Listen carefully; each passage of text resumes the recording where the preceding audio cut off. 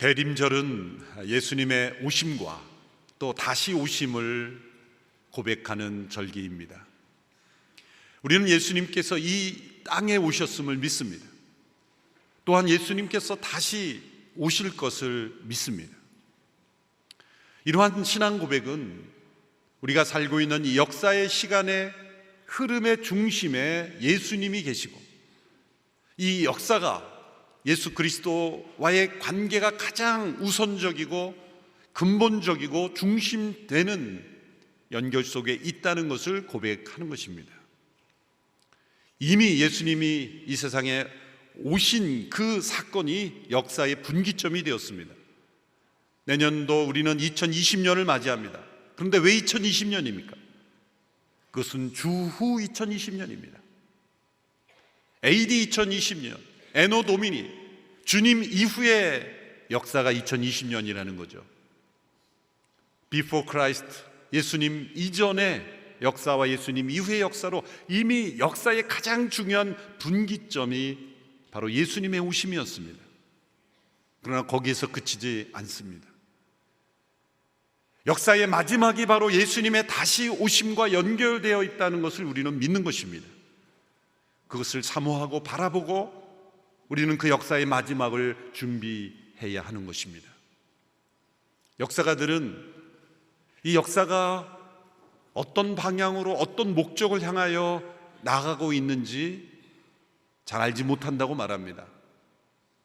섣부른 역사가들은 나름대로 기술을 하겠죠. 그러나 정말 겸손하고 정직하고 실력 있는 역사가일수록 역사의 목적은 인간이 헤아릴 수 없다는 고백을 예수님을 믿지 않는 역사가들은 분명히 하게 되어 있습니다. 그것은 당연한 이치죠. 어떻게 한 시대, 한 민족, 한 문화 속에 갇혀 있는 사람의 생각으로 역사의 방향과 목적을 예단할 수 있겠습니까? 알 수 없다고 말하는 것이 당연합니다.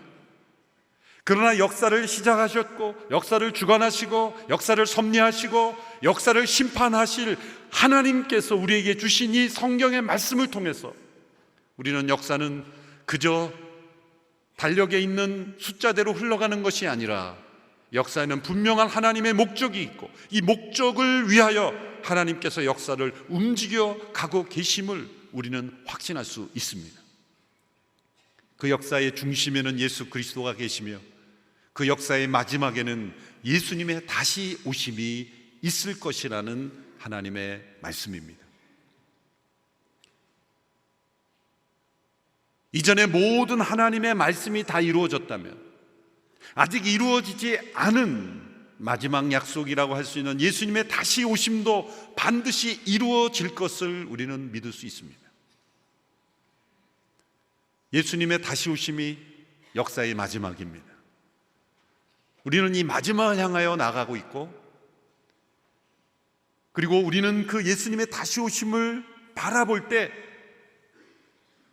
이 세상을 올바로 바라볼 수 있는 것이죠.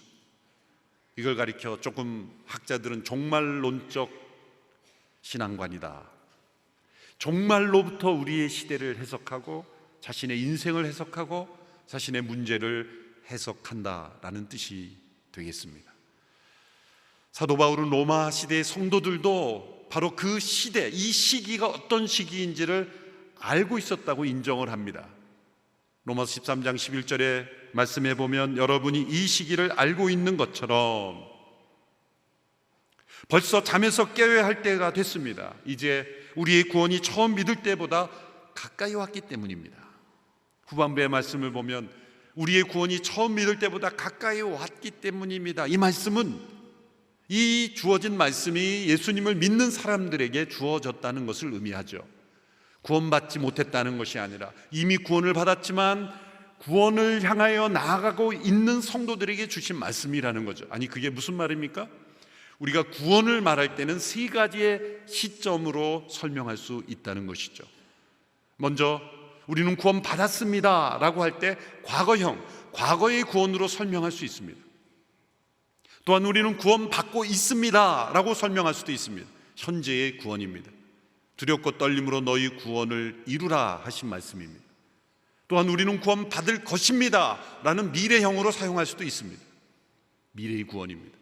이것은 우리의 구원은 이미 얻었지만 날마다 그 구원을 이루어 가야 하며, 또한 우리의 구원은 아직 이루어지지 않았기에 이 구원의 완성은 예수님이 다시 오심으로 온전히 이루어지는 것이다 라고 우리에게 말씀하고 있는 것이죠. 그래서 로마교회 성도들에게 우리의 구원이 점점 가까이 오고 있다, 이것은 예수님의 다시 오심이 점점 우리에게 가까이 오고 있다, 이 역사는 점점 예수님의 다시 오심을 향하여 나아가고 있다라는 말씀을 하고 있는 것입니다. 그래서 성경은 역사를 세 구분으로 구분하는 거죠. 예수님 오시기 이전의 시간, 그리고 예수님이 이 땅에 오셔서 십자가를 지시고 부활 승천하시고 영광스럽게 되는 시간, 그리고 예수님 다시 오실 때까지의 그 시간, 이것이 성경이 보여주는 이 세상의 시간관입니다. 그런데 이 시기를 살고 있는 성도들에게 오늘 교훈하고 있습니다. 잠에서 깨어야 할 때이다. 이 시기를 알매도 불구하고 잠자고 있는 성도들이 있다라는 것이죠. 성경에서 이 잠은 여러 가지 의미를 내포하고 있습니다. 우리에게 친숙한 말씀, 하나님께서 사랑하시는 자에게는 잠을 주신다. 참 은혜로운 말씀이죠. 혹 어떤 분들은 설교 시간에 주무시면서 이 말씀을 묵상하고 굳게 믿고, 자유입니다만 하나님이 사랑하셔서 주시는 잠이라고 즐기는 분도 있습니다. 하나님께서 주시는 잠, 평안의 축복이죠. 이 험난한 세상 속에 많은 인생의 문제 가운데 평안히 잠잘 수 있다는 것, 저는 하나님의 축복입니다. 하나님이 함께 하신다는 거죠. 잠 못 이룬다는 것은 하나님의 그 평안의 복을 누리지 못하고 있다는 증거죠. 또한 잠은 그리스도 안에서 잠자는 자가 된다고 할 때, 그것은 죽음 이후에 예수님이 다시 오셔서 온전히 새롭게 되는 새하늘과 새 땅이 임하게 될 때까지의 기간, 그때까지의 영혼을 우리는 그리스도 안에 잠자는 자다, 이렇게 비유를 합니다. 죽음 넘어 완전한 영화롭게 되는 시기의 기간, 그걸 잠이라고 표현하죠. 그것도 우리에게는 안식의 기간입니다. 그런데 오늘 본문에서 사용된 이 잠이라는 단어는 앞서 두 가지 의미가 아니라 부정적인 잠이죠. 이것은 세상의 취함으로, 어둠의 취함으로 깨어있지 못하고 휩쓸려 가는 모습, 부정적인 잠입니다. 로마교회 성도들이나 이 시대의 우리들이나 우리가 살고 있는 이 시기가 어떤 시기인지를 안다면 우리는 잠에서 깨어야 한다는 것이죠. 예수님이 이 세상에 오시고 그저 우리는 흘러가는 대로 한 해, 두 해, 2019년, 2020년, 2021년 그저 캘린더의 숫자를 따라 그저 살다가 떠나가는 인생이 아니라 우리의 역사의 방향의 마지막에는 예수님의 다시 오심이 있기에 우리가 몇 해를 세상에서 살아가든 우리는 깨어있는 영혼으로 이 역사의 마지막을 준비하며 살아가야 한다는 것을 오늘 말씀하고 있는 것입니다. 이런 잠이 우리에게 있다는 거죠. 스펀전 목사님은 이러한 현상을 가리켜 영적 몽유병이다, 그런 표현을 썼습니다. 몽유병이 뭡니까? 잠을 자고 있는데 잠자고 있는 수면 상태에서 몸이 움직이는 겁니다. 심지어 심한 사람은 문 밖으로 나가는 사람도 있다 그래요. 여러분 만일 집에서 혼자 잠을 자고 외부에 침입자가 없는데 여러분 거실에 어떤 변화가 일어났어요. 둘 중에 하나죠. 귀신이 한 짓이다, 여러분이 몽유병으로 했던가. 둘 중에 하나입니다. 그런데 그런 현상이 있을 수 있다는 거죠. 그런데 영적인 몽유병이 무엇입니까? 그것은 영혼이 이렇게 잠들어 있는데도 겉으로는 예배도 드리고 말씀도 있고 교제도 나누고 봉사도 하고 많은 활동들을 할 수 있다는 거죠.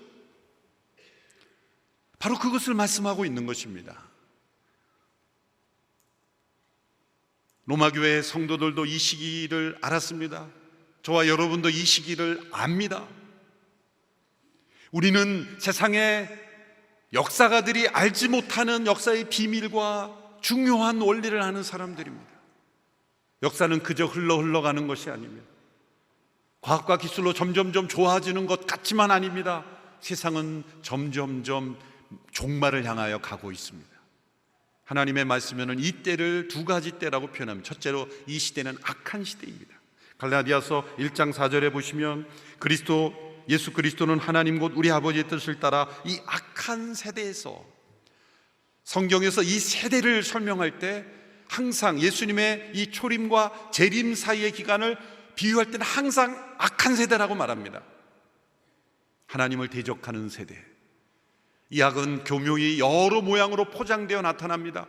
때로는 흉측한 무력과 폭력으로 나타나기도 하지만 때로는 아주 고상한 포용적인 모습, 또 이념적으로 포장된 모습으로 나타나기도 합니다.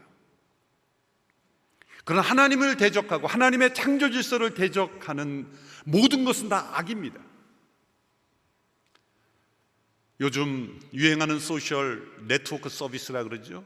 그런 SNS, 그 중요한 SS 계정들을 다 보면 프로필에 성을 표시할 때 남자, 여자 그리고 커스텀이라고 돼 있어. 자기가 성을 지정하게 돼 있어요.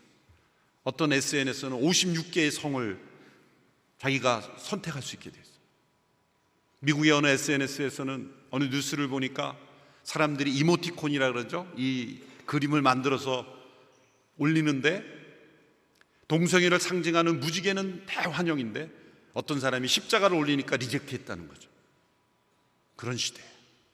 뭔가 하나님께 대하여 세상은 점점 풍요로워지고 여유로워지고 포용적이 되고 하는 것 같지만 근본적으로는 이 하나님의 질서에 대해서는 거부하고 하나님의 권위는, 하나님은 없다, 하나님의 질서를 거부하는 그러한 분위기는 점점 창궐해지고 있어요. 요즘 시대를 가리켜 어떤 분이 에고 인플레이션이라 그러는데 정말 맞는 말입니다. 에고 인플레이션이에요.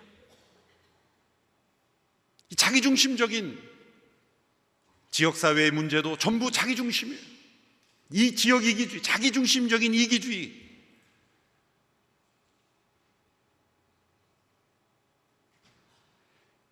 장애인 학교가 어느 지역에 들어선다 그러면은 너도 나도 할 거 없이 다 반대하는 거죠. 우리 그리스도인들은 그래서는 안 돼요. 우리 온누리교회 성도들은 지역사회에 어려운 그런 분들을 돕는 시설이 들어선다면 나서서 환영해야 돼요.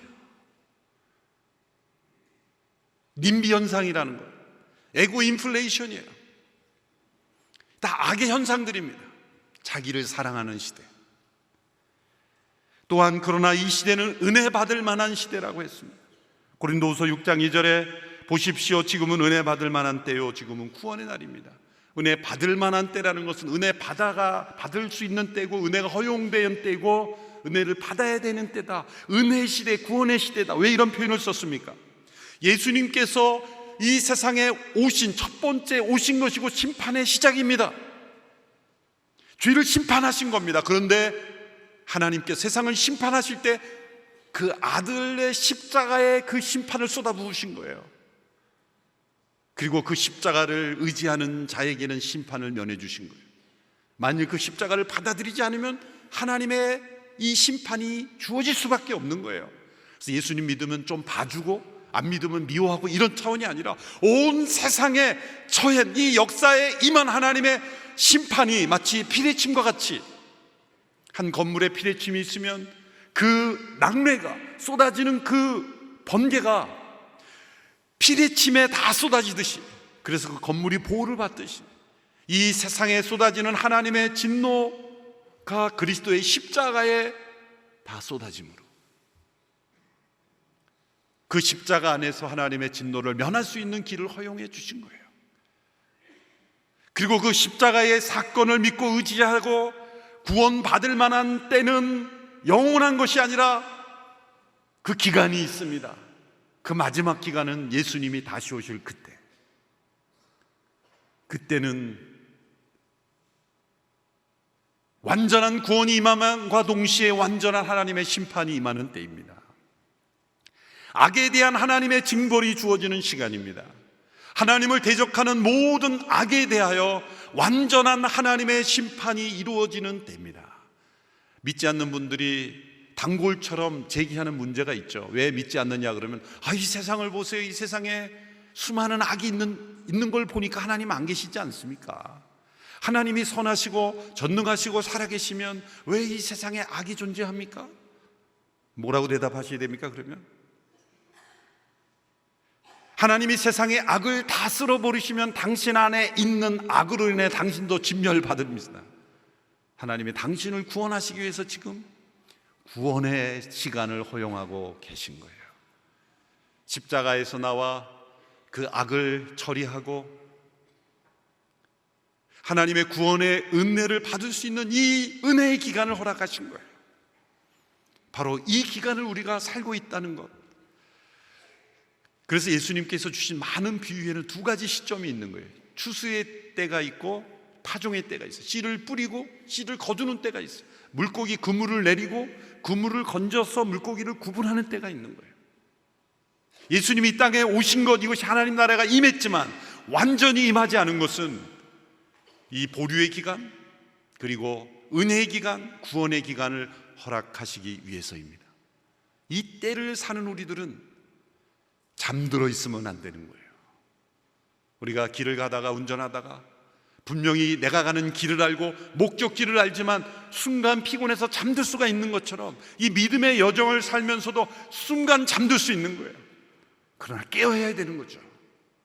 이 대림절 기간 동안 우리가 예수님의 다시 오심을 지금까지의 모든 인생의 여정에서 한 번도 경험해 보지 못한 충격으로 깨어 일어나는 우리 모두가 되기를 바랍니다.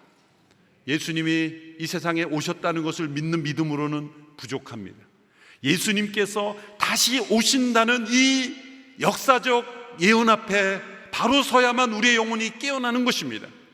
만일 예수님께서 다시 오심과 마지막 역사의 때가 연결되어 있다는 것을 믿지 못하면 우리의 영혼은 잠들게 되어 있고, 잠들면 어떻게 됩니까? 잠들면 세상의 어둠에 휩쓸려가게 되는 거예요. 깨어있는 성도의 모습을 12절부터 14절까지 말씀하고 있습니다. 오늘 본문 12절에 14절의 말씀 같이 읽습니다. 시작. 밤이 깊고 낮이 가까이 왔습니다. 그러므로 어둠의 일들을 벗어버리고 빛의 갑옷을 입읍시다. 낮에 행동하듯이 단정하게 행동합시다.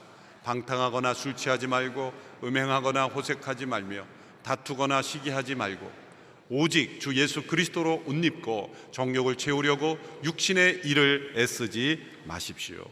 이 말씀은 아주 유명한 말씀이죠. 왜냐하면 성 아우구스티누스의 고백록에 그를 회심시킨 말씀이 바로 이 말씀입니다. 아우구스티누스가 성령의 감동을 조금씩 점점 받다가 마음의 뉘우침을 가지고 자신의 죄에 대한 각성을 일으킬 즈음에 자기 친구, 밀라노에 있는 자기 친구의 별장 근처에 한 무화과 나무 아래서 자신의 죄를 뉘우치는 그런 마음을 겪고 있을 때 이웃집 담장 너머에서 소리가 들려옵니다. 고백록에 나타난 그의 고백을 제가 직접 읽어드리겠습니다. 나는 내가 지은 죄에 대하여 마음으로부터 통회하면서 울고 있었습니다. 그때였습니다. 갑자기 이웃집에서 들려오는 말소리가 있었습니다. 그 말소리가 소년의 것인지 소녀의 것인지 나는 확실히 알 수 없었으나 계속 노래로 반복되었던 말은 들고 읽어라, 들고 읽어라 라는 말씀이었습니다. 나는 곧 눈물을 그치고 어린아이들이 어떤 놀이를 할 때 저런 노래를 부르는지 곰곰이 생각해 보았습니다. 그러나 아무리 생각해 보아도 전에 그런 노랫소리를 들어본 기억이 나지 않았습니다. 나는 흘러나온 눈물을 그치고 일어섰습니다. 나는 그 노랫소리를 성경을 펴서 첫눈에 들어온 것을 읽으라 라고 하시는 하나님께서 나에게 주신 명령으로밖에 생각할 수밖에 없었습니다. 나는 바로 알피리우스, 그의 친구죠. 알피리우스가 있는 곳으로 급히 돌아갔습니다. 왜냐하면 내가 그곳을 일어나 떠났을 때 거기에다 사도의 책을, 성경책을 의미하는 거죠, 놔두고 온 까닭입니다. 나는 그 책을 집어들자마자 펴서 내 첫눈에 들어온 구절을 읽었습니다. 그 구절의 내용은 방탕과 술 취하지 말고 음행하거나 호색하지 말며 다투거나 시기하지 말고 오직 주 예수 그리스도로 옷 입고 정욕을 채우려고 육신의 일을 애쓰지 마십시오 였습니다. 나는 더 이상 읽고 싶지도 않고 또한 더 읽을 필요도 없었습니다.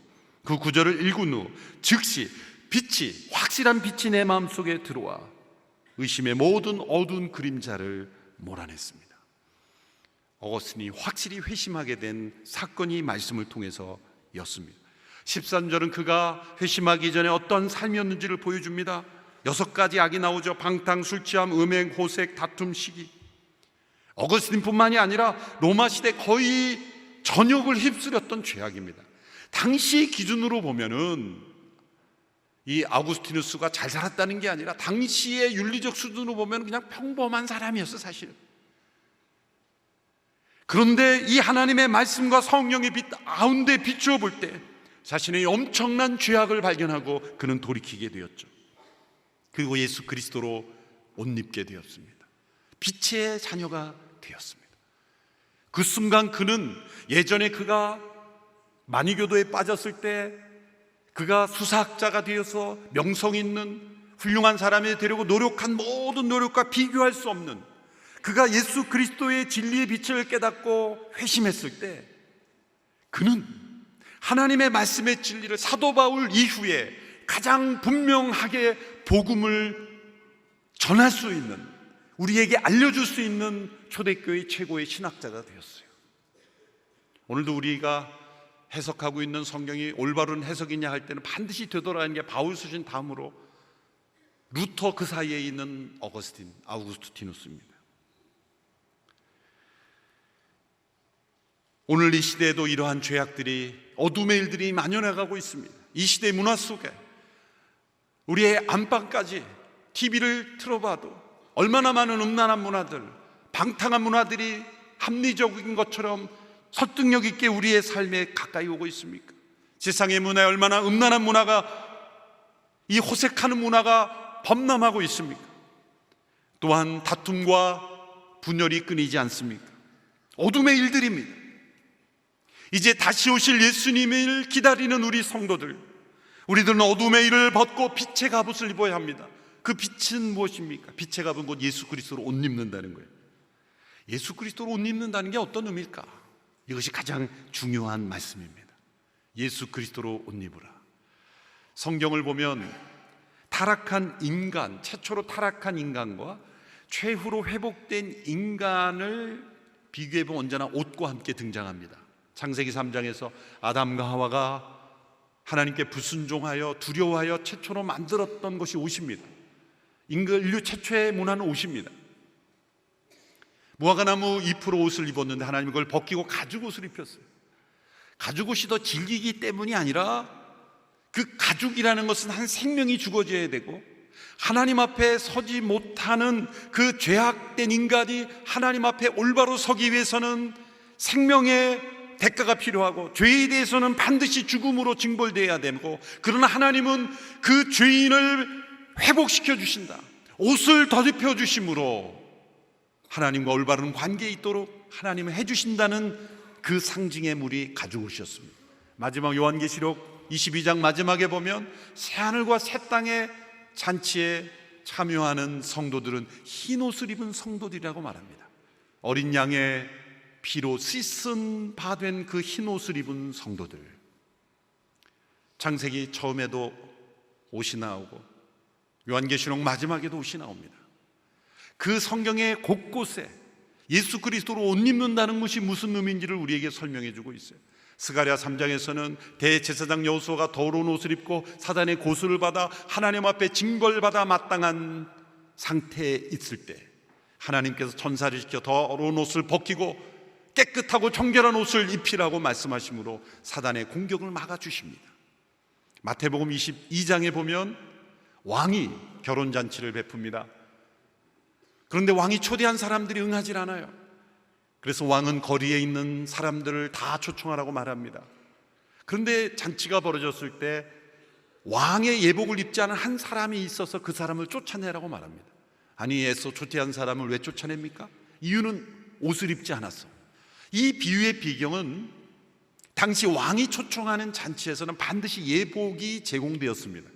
그리고 그 예복을 입고 잔치에 참여하도록 했다는 배경 속에 만들어진 비유죠. 여러분, 당시에 왕이 초대를 해서 왕이 그 잔치를 베풀기 위하여 그 예복을 제공하고 주어졌다면 그 예복을 갈아입는 것은 귀찮은 일이어서 못할 일입니까? 그것이 기쁜 일입니다. 마치 신부가 결혼식에 웨딩드레스를 기쁘게 갈아입듯이 왕의 잔치에 초대받아 왕이 제공하고 값없이 선물로 주는 그 의복을 입는 것은 기쁜 일입니다. 그런데 그것을 거부했다는 것은 왕을 모독하는 것이죠. 하나님께서 우리에게 예수 그리스도를 우리에게 옷으로 선물해 주셨어요. 내 앞에 내가 서려면, 역사의 심판을 견뎌내려면, 이 마지막 때에 있을 역사의 심판 앞에 네가 그 심판에서 살아남으려면 너는 예수 그리스도로 옷 입어야 된다. 예수 그리스도, 그분이 우리의 의의 옷이 됩니다. 여러분, 한자로 의라는 한자를 보면 아주 특이하죠. 위에는 어린 양이 있고 밑에는 아가 있어요. 내 위에 어린 양인 그것이 의라는 거예요. 한자 단어 중에 정말 독특한 단어입니다. 복음의 진리를 너무 잘 설명하고 있는 단어죠.